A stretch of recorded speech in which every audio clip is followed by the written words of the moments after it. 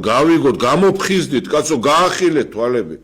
კიდე გეუბნებით მონაფლობელურ სახელმწიფოს აშენება, ააშენეს უკვე. ფეოდალი, ეს არის ტერმინი, რომელიც ნიშნავს მონათფლობელს.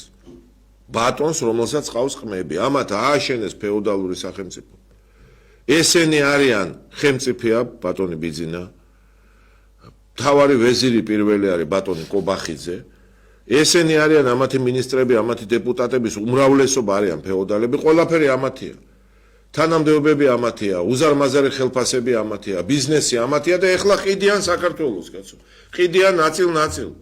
რასაც უნდა იმაშვებიან, გამოფხიზდით, კაცო, გამოფხიზდით. ამ ფონზე კიდე ვიღაცა რო წერს, რომ ქართულ ოცნებას გაუმარჯოს. ნუ ეხლა იმის ტვინში ჩამახედა, ეხლა ეს ვიღაცა უბრალოდ ეთქობა, ან სრული დეგენერატია, რაღაც სიბრიყვის წვერვალია. ან ეს გააზრებულად, რაღაც დაფინანსებული, ხوار შეიძლება სული გაყიდო ფულად, კაცო. დაინახეთ ეს ყველაფერი. თქვენ წინაშე არის ადამიანები, რომლებიც სუტყუიან. ბრმები ხართ ეხლა ამდენი, მაგრამ ეხლა ორი ნაწილად არის კიდე ნაწილი ჩვენთან საქმე. ყველგან მზად არის უკანალში შეუძრეს, კაცო, ოღონდ იქ რაღაცა და ყველაფერი გაყიდოს, ნუ. არის ეხლა ეგეთი ხალხი ჩვენთან და აკეთებენ ამას. ესენი არავის წინაშე ვალდებულები არაფერში არ არიან.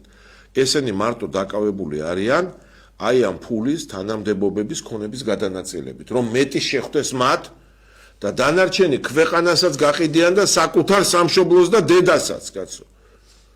და ღმერთი დიდი ხანია გაყიდა ამ ხალხმა. და გაიგეთ ეს გამოფხიზდით.